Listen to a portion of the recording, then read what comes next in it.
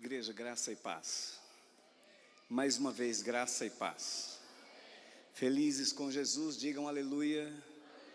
Digam glória a Deus.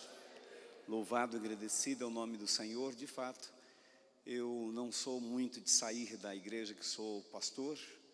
É uma cultura que eu desenvolvi de só sair em casos extremos. E caso extremo foi o de domingo passado, quando o pastor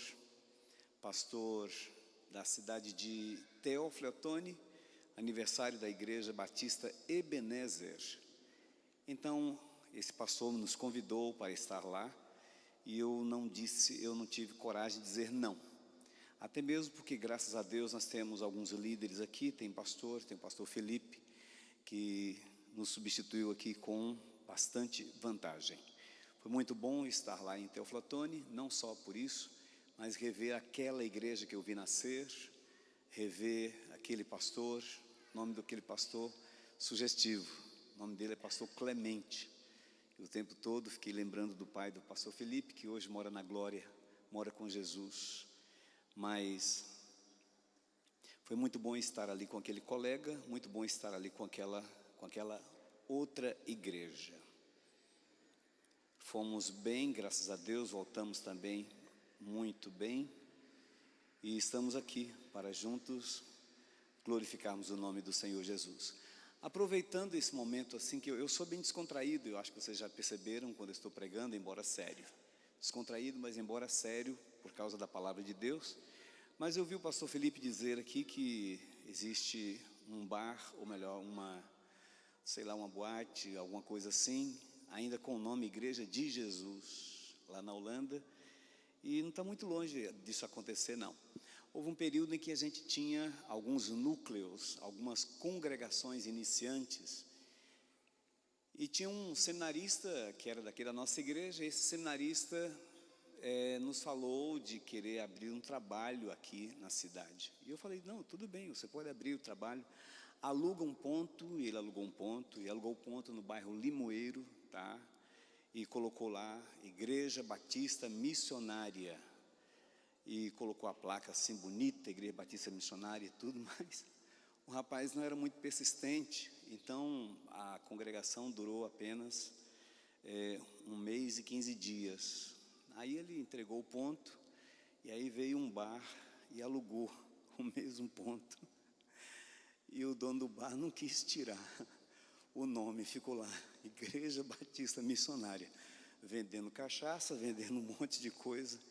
Então, quando o pastor Felipe contou essa história lá da Holanda, eu lembrei que nós já passamos por isso também. Graças a Deus, depois de muito custo, nós chegamos para o dono do bar e falamos, tira esse nome daí, que não combina igreja com local que vende bebida alcoólica. Mas somente para descontrair que eu estou contando isso aqui, e dizer que a gente não está longe de receber isso como uma espécie de provação. É isso mesmo, a igreja ela passa por algumas provações, tem passado, e uma delas aconteceu com a gente aqui nesse episódio, com esse episódio. Intimidades com Deus. Deus me deu uma mensagem no dia 31 de dezembro para pregar na igreja, eu pregando que esse ano seria o ano da intimidade. Sem eu, assim, saber que iria acontecer, quem sou eu para prever futuro, eu apenas entreguei. A minha filha Priscila diz, pai, cuidado com o que o senhor prega no dia 31 de dezembro, porque isso tem uma repercussão no ano. Me lembro uma vez que eu preguei sobre porção dobrada, e aquele foi o ano que mais as mulheres aqui da nossa igreja engravidaram e mais ganharam o bebê. Foi um ano assim de muita prosperidade familiar. Eu espero não pregar sobre porção dobrada, porque eu sei que até os velhos vão ter menino aqui nessa igreja. E outras mensagens pregadas aqui, queridos, sem a intenção de mudar o curso da vida, mudar o curso da história, apenas como profeta de Deus receber e entregar. E lógico que quando o pastor Felipe falou que esse mês, o mês de março, seria enfatizado a intimidade com Deus. Eu pensei comigo assim, puxa, então está se cumprindo, porque se um dos temas da Terça Power é sobre intimidade, significa então que nós precisamos ter essa intimidade muito grande com Deus.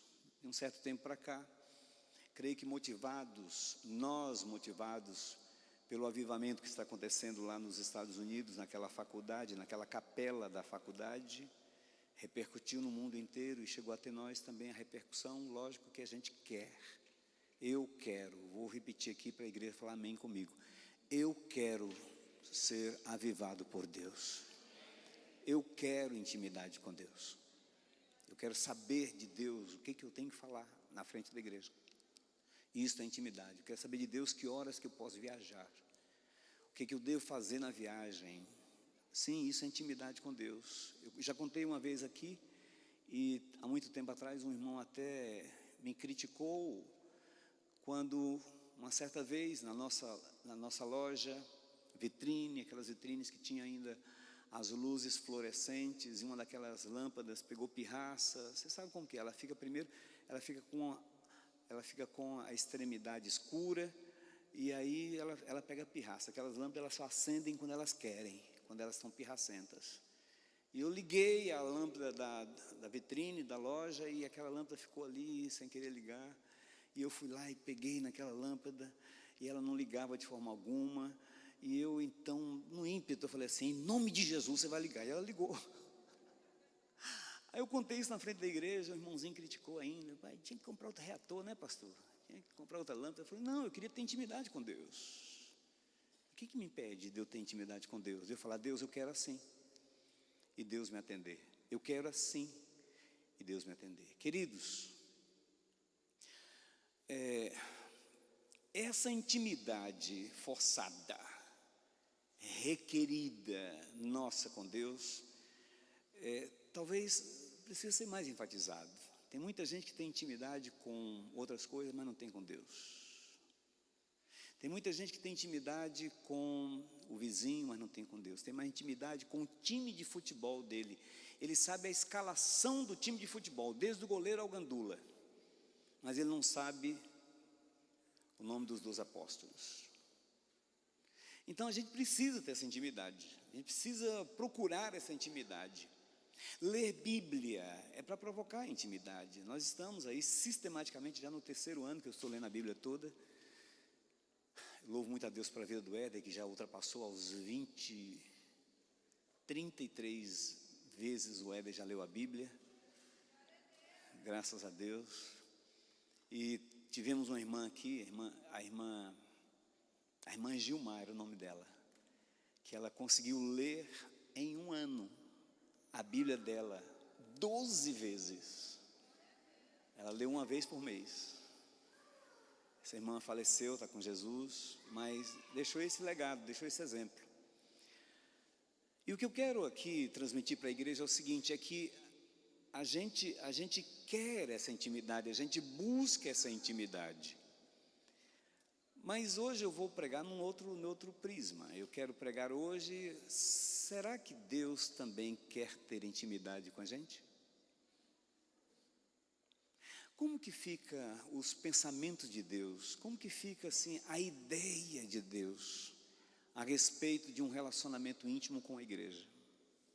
Será que Ele gosta? Será que Ele quer? Será que Ele provoca? Será que Ele almeja? Será que Deus também quer ter intimidade com a gente? Olha a pergunta que eu estou fazendo. Então permita ler um texto da Bíblia, não precisa abrir porque vocês já ouviram esse texto muito. E na hora que eu começar a ler, você vai falar assim, já. Não só ouvir, mas tem música que tem esse trecho na música, uma música do Diante do Trono. E o texto está em Jeremias capítulo 29, não precisa abrir, eu já estou lendo e leio de forma compassada e bem nítida, que você pode perceber.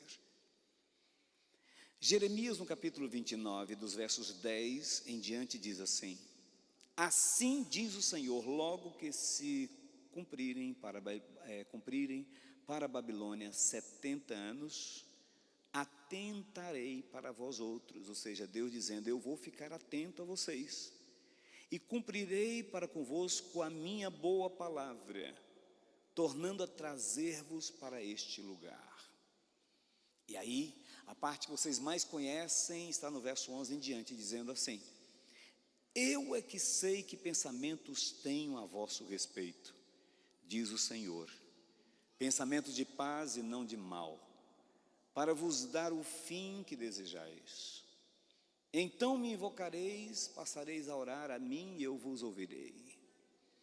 Buscar-me-eis e me achareis, quando me buscardes de todo o vosso coração. Serei achado de vós, diz o Senhor, e farei mudar a vossa sorte. Congregar-vos-ei de todas as nações, de todos os lugares para onde vos lancei, diz o Senhor, e tornarei a trazer-vos ao lugar de onde os mandei para o exílio. Eu é que sei o pensamento que tenho a vosso respeito, diz o Senhor, pensamento de paz, pensamento de bem e não de mal. E aí eu posso já dar a resposta que eu indaguei no início. A indagação que eu fiz é o seguinte: nós provocamos intimidade com Deus, mas será que Deus aceita essa intimidade com Ele? Será que Deus aceita esta intromissão humana no seu caráter? E eu começo já falando do caráter, características de Deus. Uma característica tão santa como a dele. Uma característica tão assim, diferente da nossa. Mas será que Ele quer isso com a gente? Queridos, eu começo fazendo essas perguntas, mas eu já tenho respostas para esta indagação. Será que Deus quer ter intimidade com a gente? O contexto aqui desse texto fala muito sobre a questão do exílio.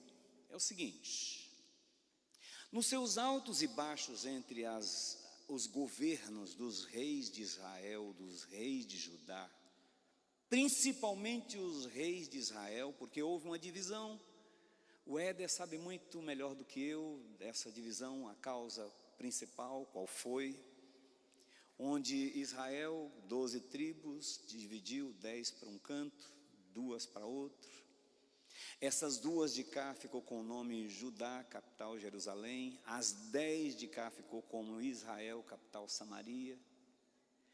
E esta divisão dessas 2 nações, muitos dos reis, principalmente de Israel, principalmente das 10 tribos, eram terríveis. Enquanto um rei fazia tudo aquilo que agradava a Deus, 2, 3, 4, 5, 10 faziam o que desagradava a Deus, provocava Deus, não queria se submeter à vontade de Deus, não queria estar sujeito aos decretos do Senhor. E aí os pecados eram horripilantes, pecados grotescos. Tem hora que dá vergonha, queridos. Está na Bíblia, mas dá vergonha da gente ler os pecados daqueles homens. E Deus então enojou. Deus não gostou. Deus não queria mais aquela nação. E não foi somente nesse período das nações rebeldes da casa de Israel. O próprio dilúvio já foi uma forma de Deus dizer o seguinte: eu não quero mais não, eu não quero mais esse povo. E a expressão humanisticamente falando, era que Deus arrependeu de ter feito a raça humana. Quando Deus mandou o dilúvio, está lá escrito, Deus arrependeu de ter feito a raça humana. Lógico que são linguagens humanas, porque Deus não tem esse sentimento. Mas o certo é que Deus não criou o ser humano para viver nessa rebeldia toda. Por isso que eu estou perguntando aqui, e a Bíblia vai dar resposta. Sim, eu quero a intimidade com Deus, mas será que Deus quer intimidade comigo? Será que Deus aceita a minha intimidade com Ele? Será que Deus aceitou aqueles reis pecadores blasfemarem,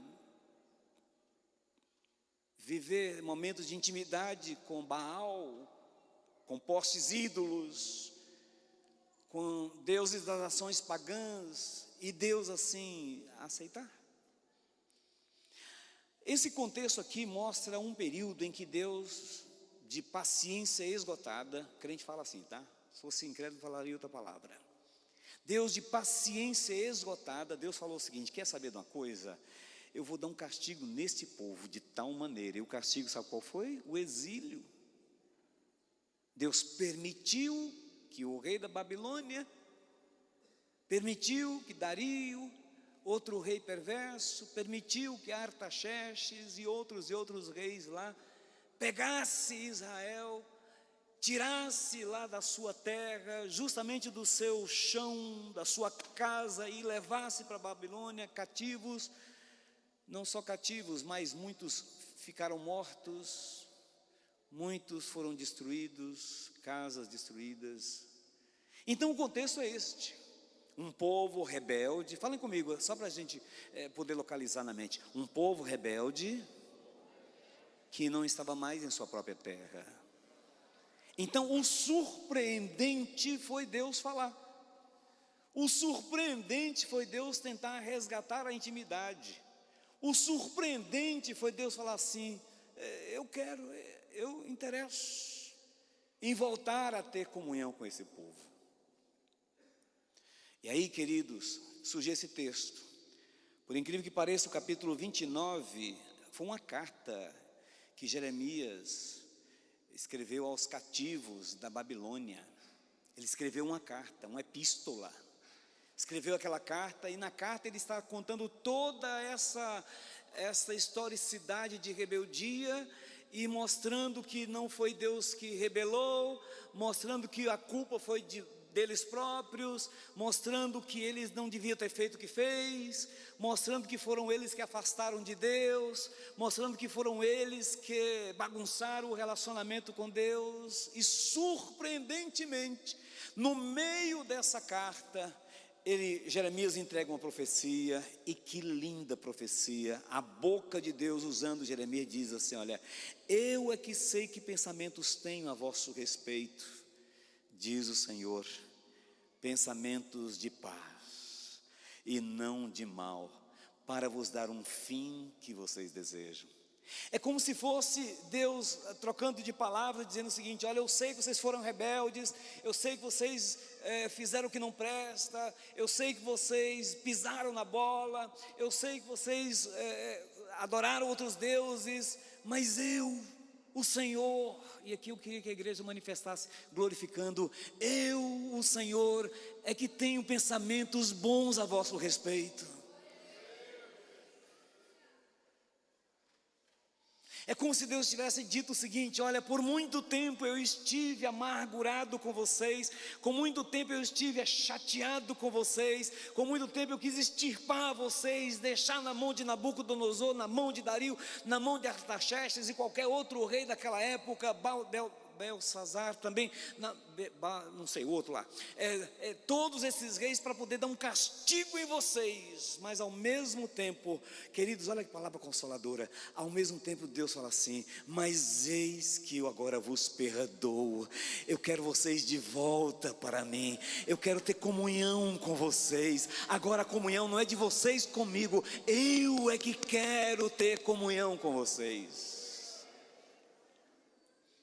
Eu que quero ter relacionamento com vocês. Por muito tempo, queridos, tentaram impregnar em nós a ideia de um Deus distante e inalcançável.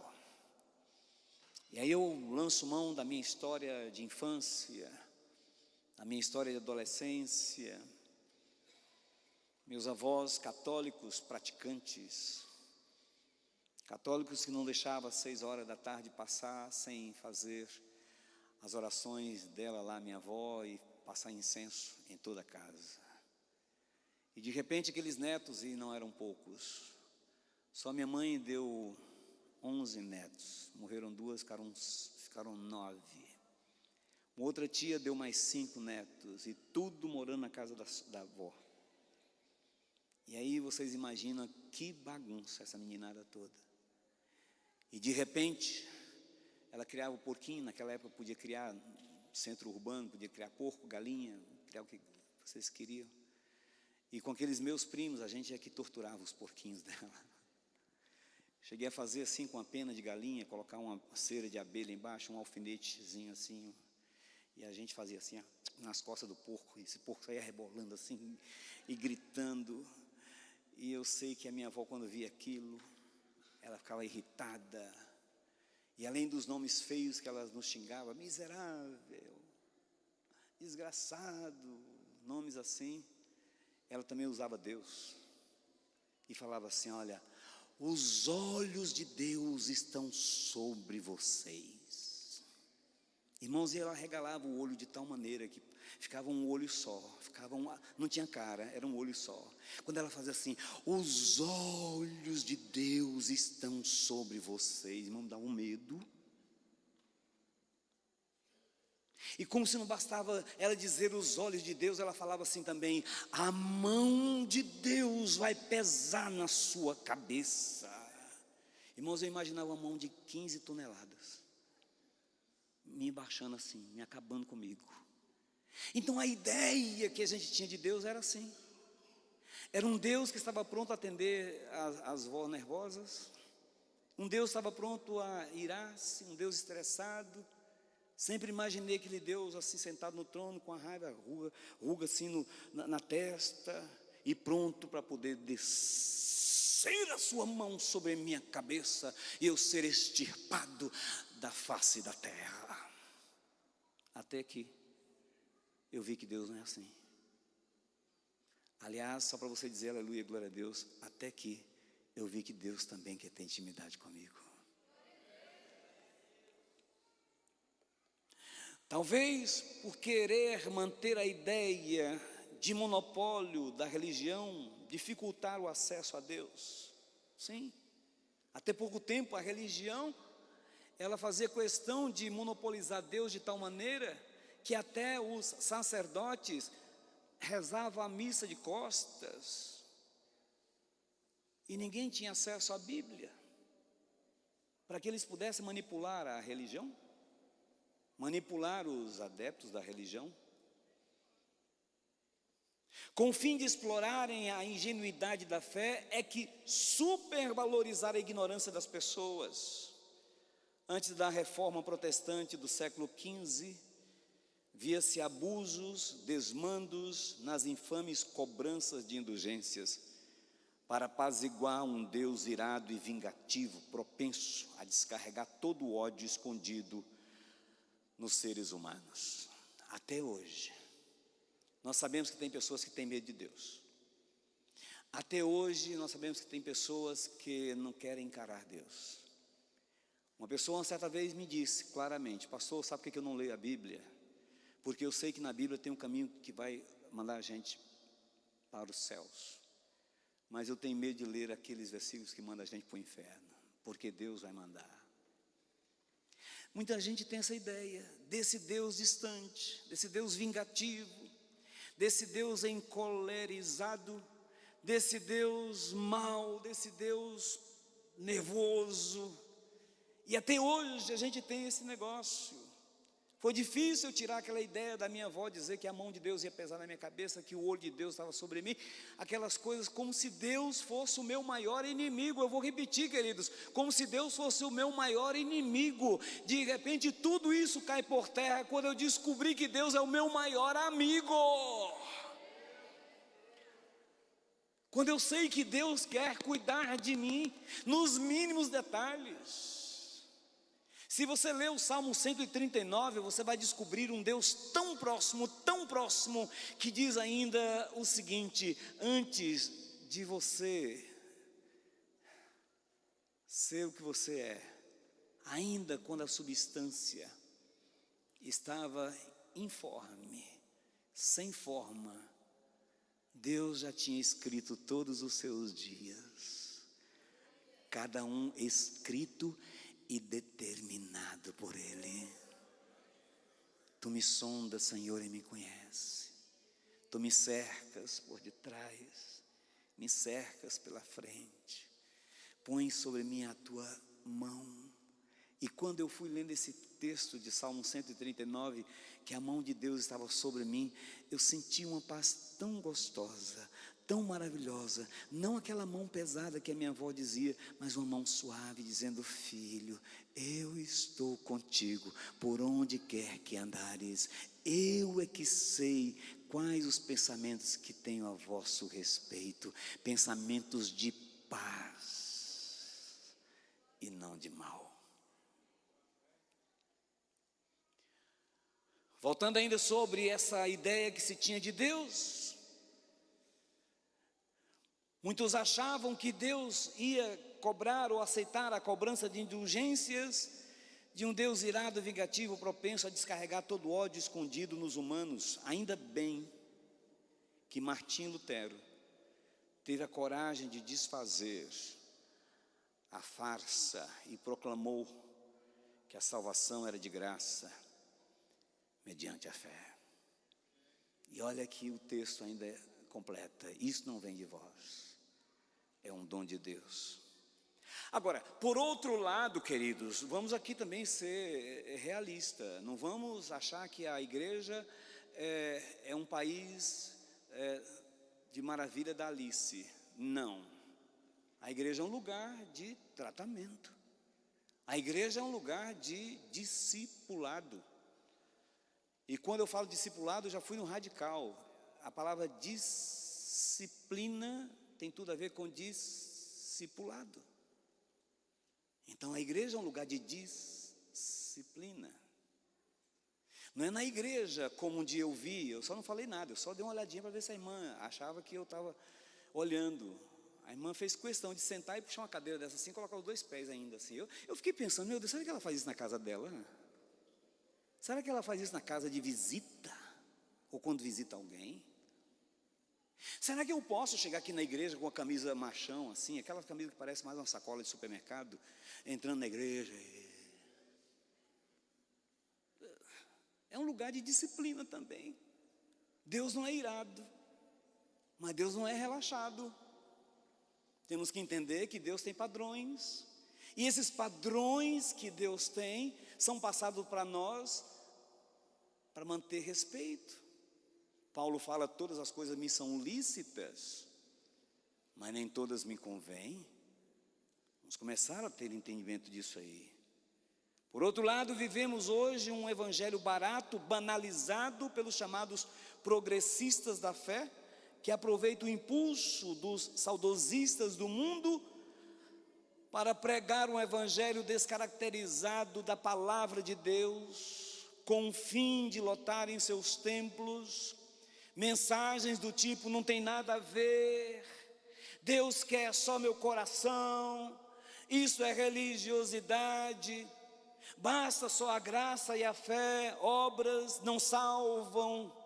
Tem feito a igreja parecer com qualquer coisa, menos com a noiva do Cordeiro, esse tipo de mensagem.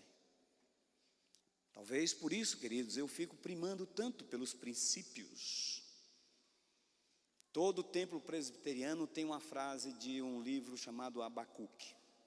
Desde a minha infância eu li aquilo, decorei pelo menos o livro, não sei a referência, mas o livro é Abacuque. Todo templo presbiteriano, pelo menos a maioria dos que eu conheço e conheci, e a frase estava assim escrito: o Senhor está no seu santo templo, cale-se diante dele toda a terra. E toda vez que eu queria conversar na igreja, minha mãe falava assim: pss, pss, olha lá para frente, o Senhor está aqui, o Senhor está neste lugar. Queridos, ninguém entendeu ainda, por isso não glorificaram. Eu vou já dizer o que eu preciso dizer: o Senhor está no seu santo templo. Ele quer ter intimidade, mas Ele não quer ter relaxamento. Há uma diferença de intimidade para relaxamento. Eu sou íntimo da Lindaura, e é a pessoa mais íntima minha, mas tem coisa que eu faço longe dela, porque eu tenho intimidade, mas não tenho relaxamento. Vou dar só um exemplinho aqui. Arrotar. Eu sou incapaz de chegar perto de Lindaura assim, "Ué". Que eu tenho certeza que ela fala assim, nossa, mal educado. E outras coisas. Deus também é assim. Deus quer ter intimidade, mas não quer ter relaxamento. Quem concorda comigo diz amém. Deus quer ter intimidade, mas não quer relaxo. O meu pastor pregava muito e dizia o seguinte: vai para a igreja, põe a melhor roupa. É lógico que a melhor roupa que eu tinha é aquela de ver Deus mesmo. É aquela que meu pai e minha mãe compravam em dezembro. A gente passava janeiro, fevereiro, março, abril, junho, julho, agosto, setembro, outubro, novembro, dezembro, para ganhar outra. Para ganhar outra. E geralmente meu pai comprava, minha mãe comprava camisa de tecido volta ao mundo, porque dava uma volta ao mundo mesmo, não acabava, irmãos.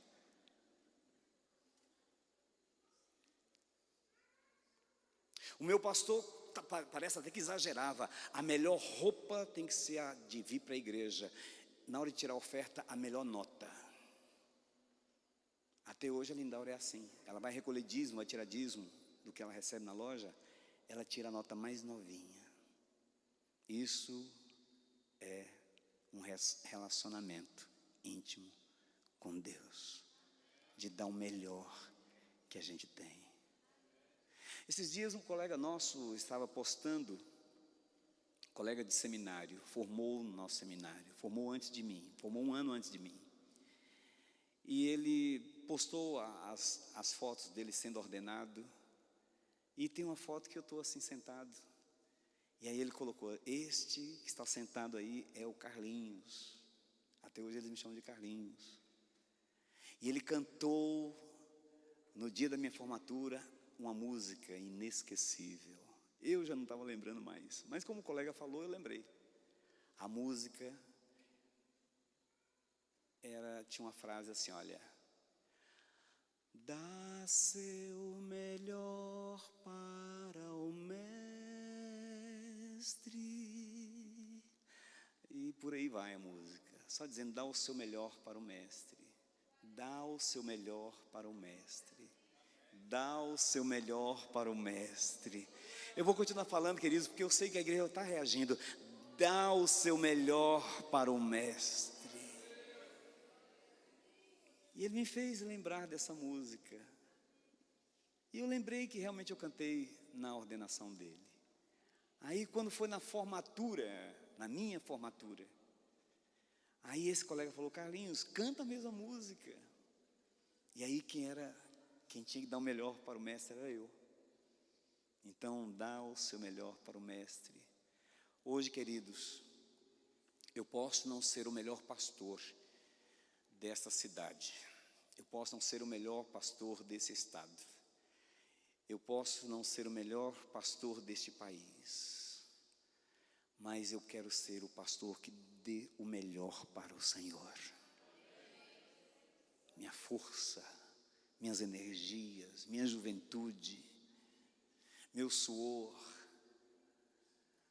meus raciocínios, a preparação de um sermão, de uma mensagem, porque Deus quer ter intimidade comigo. Eu estou descobrindo isso, que Deus quer ter intimidade comigo. E como eu vou me apresentar ao Senhor de mãos vazias? Não, eu não vou me apresentar para o meu Deus de mãos vazias.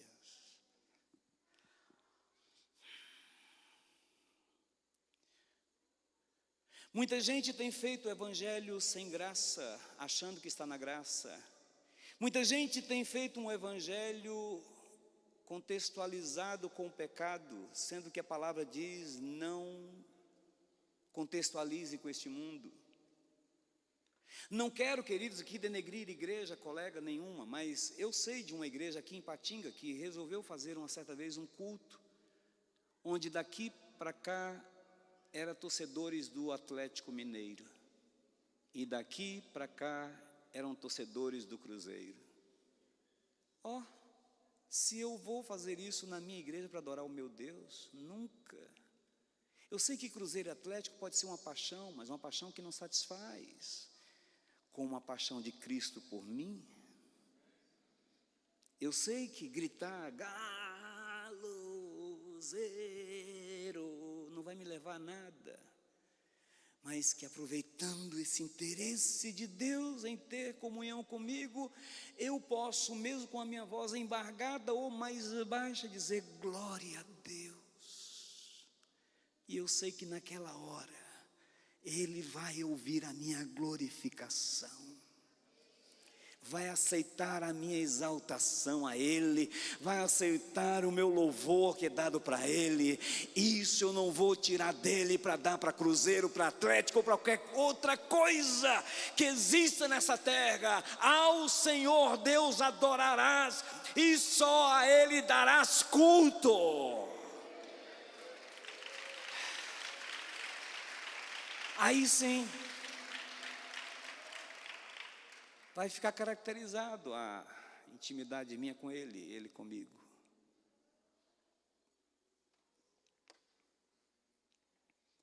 Mas nesse tempo do fim, quando Jesus está à porta de arrebatar a sua igreja, vemos uma necessidade urgente de uma busca constante das verdades bíblicas e uma contextualização com o verdadeiro evangelho. Deus não deixou de ser único. Deus não deixou, fale amém com essas frases, tá, irmãos? Deus não deixou de ser o único. Deus não deixou de ser sério. Deus não deixou de ser santo. Deus não deixou de ser comprometido com os que servem. Esse é o Deus que quer ter intimidade comigo. Já que a minha proposta, a nossa proposta de ter intimidade com Ele, há um grande feedback. Ele retornando também o interesse, Ele retornando também o prazer dEle. Até o presente momento, Ele é um Deus comprometido em restaurar, é um Deus comprometido em resguardar, amparar o seu povo de acordo com o seu caráter. Nesse texto que nós lemos, queridos, além dele ser comprometido com a nação de Israel, Ele declara a sua verdadeira intenção com os seus escolhidos. Nesses versos, Deus declara o seu compromisso com este povo, o seu compromisso com essa gente rebelde, o seu compromisso com esse povo que pecou desordenadamente e que mesmo por amor, Deus permite que esse povo seja levado cativo para receber uma espécie de esfrega. E Deus chamou Ciro, inclusive, de meu servo, porque Ciro estava a serviço de Deus para esfregar o nariz de Israel no chão, até eles ficarem sem nariz, ficar tudo assim reto, e a mancha vermelha no chão, para eles olharem e dizer o seguinte: eu estou nessa situação porque pequei contra um Deus que é santo. Levantar-me-ei, disse o jovem que foi embora da casa dos pais, levantar-me-ei, irei ter com meu pai, conscientemente, com o coração dito para o Senhor: pequei contra os céus e a terra, não sou digno de ser chamado seu filho, me trate pelo menos como um dos seus empregados. E o pai não disse uma palavra. O pai apenas olhou para o empregado e falou assim: me traz uma roupa nova, me traz um chinelo novo, me traz um anel. O pai não falou nada com o filho. O pai queria mostrar que quer ter intimidade com ele. Chamou outro empregado: mata o bezerro cevado, mata o bezerro melhor que nós temos aqui. E é nessa hora que o pai mostra a intimidade com o filho, quando ele diz assim: este meu filho estava morto e reviveu, estava perdido e foi achado. Deus é assim. Deus não quer que você fique pecando. Deus não gosta quando Ciro esfrega tua cara no chão, no cimento, no cascalho. Deus não quer que Ciro esfrega seu nariz no chapisco. Deus sente mal quando nós sentimos mal. Deus sente dor quando a gente sente dor. Deus sofre quando a gente sofre. Deus passa mal quando você passa mal. Eu é que sei os pensamentos que tenho a vosso respeito, diz o texto, pensamento de paz e não de mal. E não para por aí não. Como nós estamos analisando aqui esse texto de perto, permita-me apenas continuar aqui na introdução. Nesse texto, além dele ser comprometido com a nação de Israel, ele declara a sua verdadeira intenção com os seus escolhidos. Nesse verso, Deus declara o seu compromisso. Por isso ele nos diz: eu é que sei que pensamento tenho a vosso respeito, diz o Senhor, pensamento de paz e não de mal, para dar a vocês. Quem quer ter um fim bom aí? Um fim bom, diz amém. Para que vocês tenham um fim bom, para que a história de vocês seja uma história boa, para que alguém diga: aqui passou um servo de Deus, um homem de intimidade com Deus. Eu não sei quando você vai morrer, eu acho que eu também não vou morrer não, eu acho que vou ser arrebatado. Glória a Deus, aleluia, louvado seja o nome do Senhor. Não vou morrer não, irmãos. Ela já passou perto de mim assim várias vezes, eu falei: sai para lá, bicho. Vou morrer não. Mas se eu chegar a morrer, a promessa do Senhor é que eu tenha um fim proveitoso. É que você tenha um fim proveitoso. Sabe, a gente preocupa muito com o princípio, a gente preocupa com o meio, mas sabia que a gente não preocupa com o fim? Você está certo, porque quem vai preocupar com o seu fim, só para você aplaudir e dizer glória a Deus, é Deus que vai preocupar com o seu fim.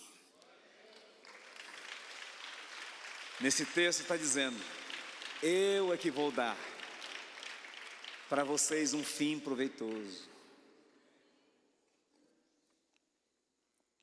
Por isso então eu tenho 7, falei quantas? 7 observações sobre esse fim proveitoso, 7 observações sobre esse pensamento de Deus, 7 observações sobre essa vontade de Deus, 7 formas de a gente entender a intimidade com Deus. Primeiro, Deus deseja que sempre tenhamos paz e não mal. Isso não satisfaz Deus quando nós estamos mal. Queridos, eu quero imaginar que Deus fica inquieto quando eu estou mal, que Deus fica se movendo para lá e para cá quando eu estou mal. Agora, mesmo que eu passe um deserto, o meu Deus, segundo a sua riqueza, Paulo fala isto, há de suprir todas as nossas necessidades em Cristo Jesus. Se eu perguntar para você quem está no deserto aqui, muita gente vai levantar a mão até está no oásis, porque a gente é guloso, a gente sempre quer mais.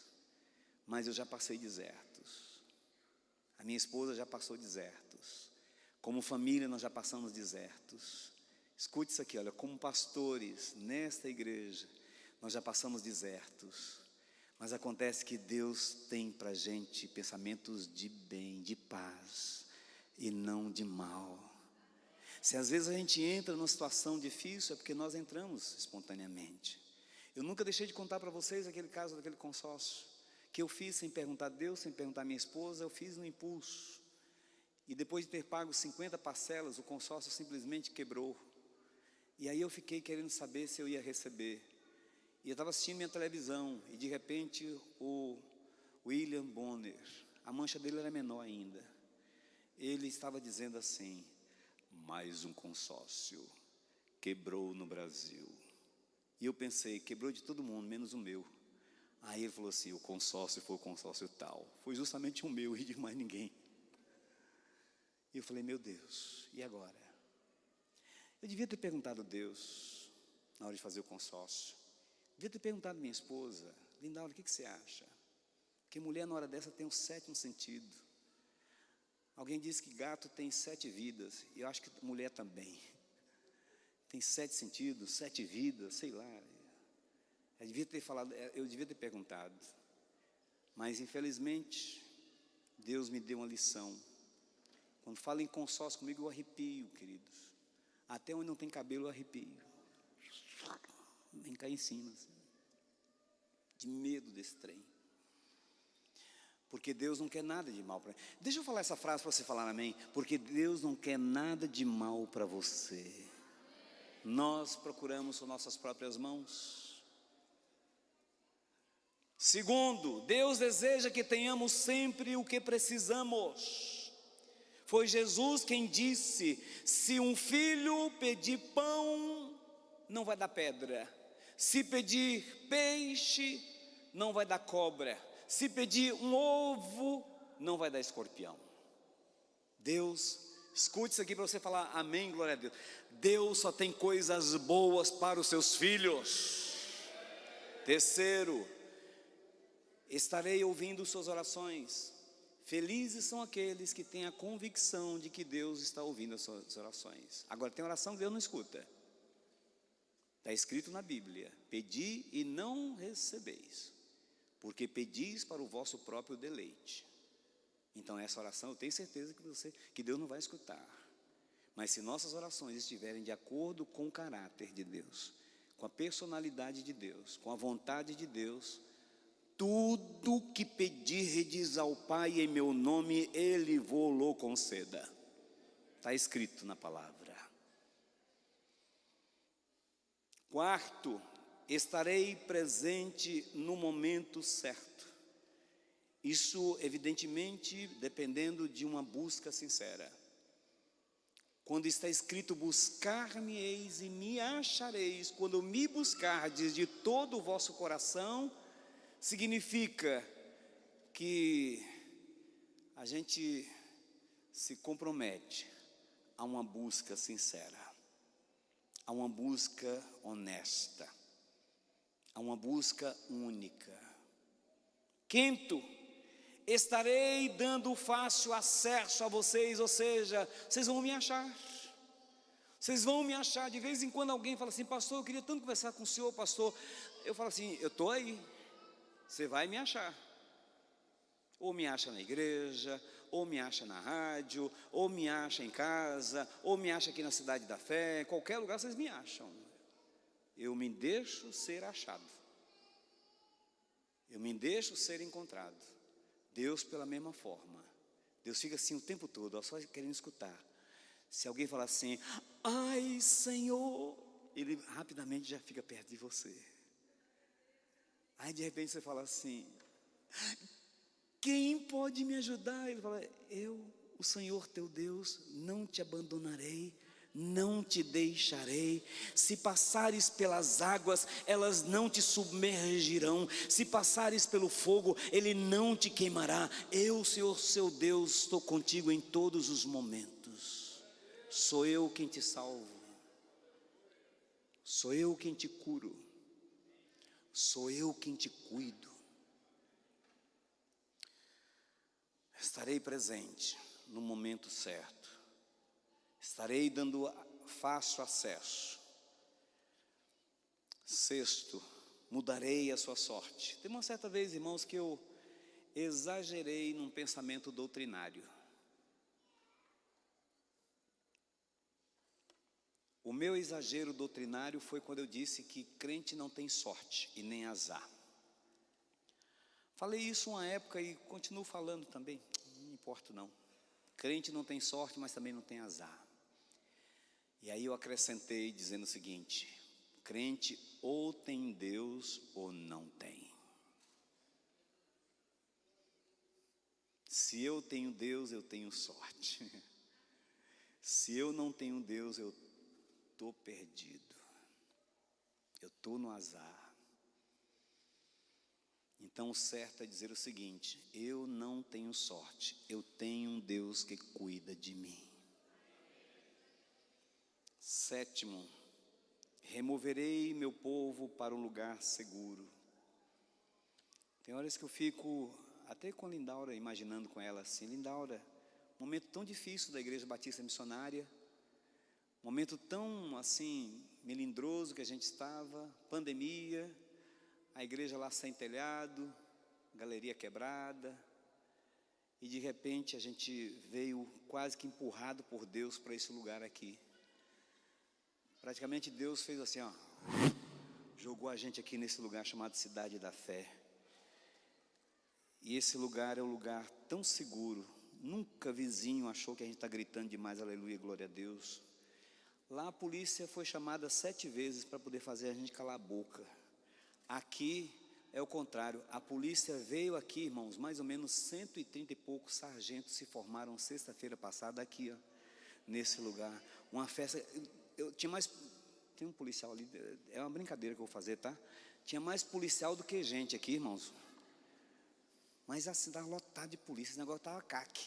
Você olhava para um canto, estava caque, olhava para o outro caque, comandante tal, o comandante da 12ª, não sei o que tem mais lá, o comandante mais disso aqui, o comandante que veio de Valadares, o comandante... Aí eu fiquei pensando assim, olha que Deus bom, maravilhoso.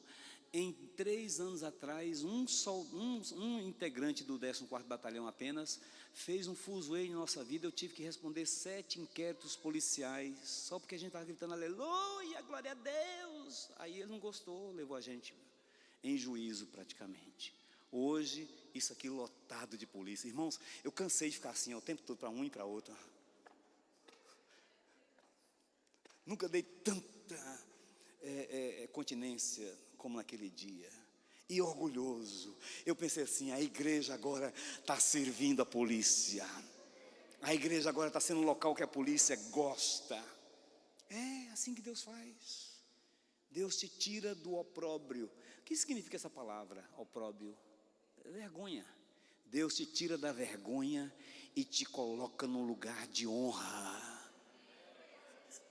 Eu vou repetir para você não só glorificar e aplaudir.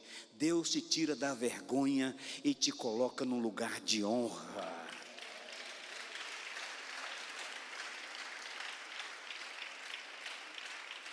Vou ler novamente o texto, para você entender o que Deus está falando contigo nessa noite.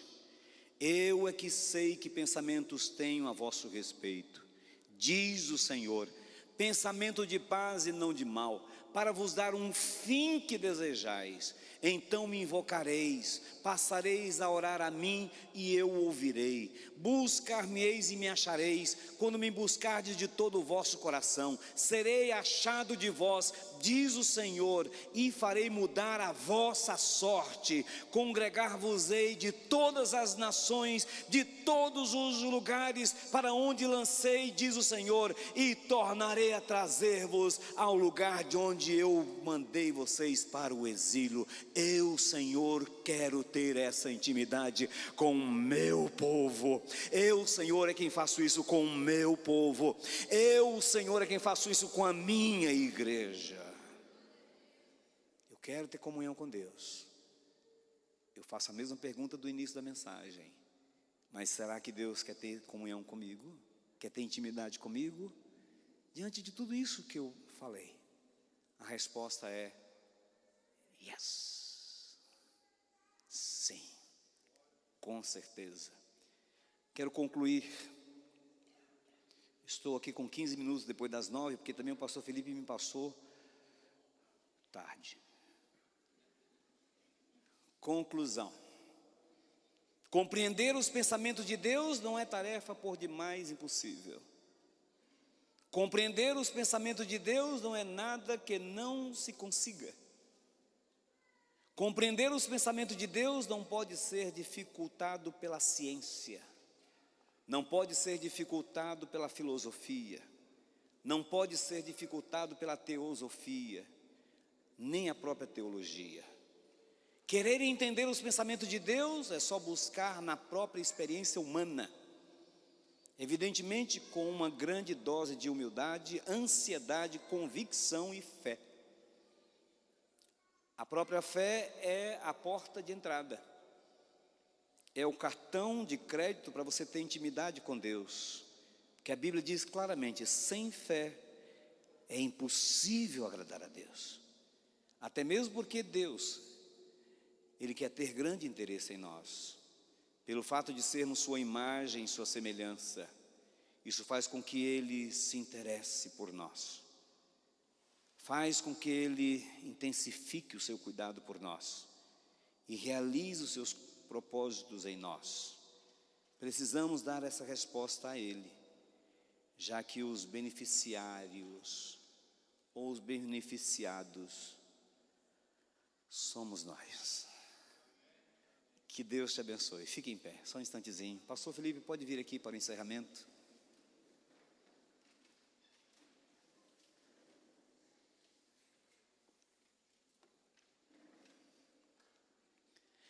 Queridos, me faz uma pergunta. Bem, vocês não sabem qual a pergunta que eu gostaria que vocês me fizessem. Eu tenho uma resposta na ponta da língua. Me faz uma pergunta. O senhor gostaria de pastorear uma igreja que tem intimidade com Deus? Já estou respondendo essa pergunta. Sim. Eu não só tenho interesse, mas eu quero ver a minha igreja, uma igreja íntima de Deus. Faz agora uma pergunta para você próprio. Deus quer ter intimidade comigo? E aí você, de olhos fechados, cabeça baixa, vai responder. Deus quer ter intimidade comigo? E tudo que Deus falou a você nesta noite, você já pode responder para Ele, com toda e qualquer liberdade. Muito obrigado, Senhor, por tudo que nós ouvimos aqui neste lugar. Muito obrigado, Senhor, porque vai acontecer esta troca de interesses, de intimidade. A igreja está te buscando, Senhor, como nunca. Então, Senhor, atenta para essa busca e derrame sobre nós o Teu Espírito. Derrame um verdadeiro avivamento nesta igreja, Pai, para caracterizar que o Senhor não é surdo, que o Senhor tem boca e fala, tem ouvidos e ouve, tem olhos e vê, que o Senhor sabe que nós estamos sendo sinceros em dizer a Ti que queremos ter intimidade contigo. Olhe para nós, Pai, e nos responda, em nome de Jesus. Amém. Ainda em pé, pastor Felipe? Enquanto ele vem, deixa eu fazer uso de um direito. Amém, muito obrigado, pastor. Coloque suas mãos assim, queridos, vamos terminar. Que a graça do Senhor Jesus, o amor de Deus o Pai e as consolações do Espírito Santo estejam com você na sua vida hoje e sempre, em nome de Jesus. Amém.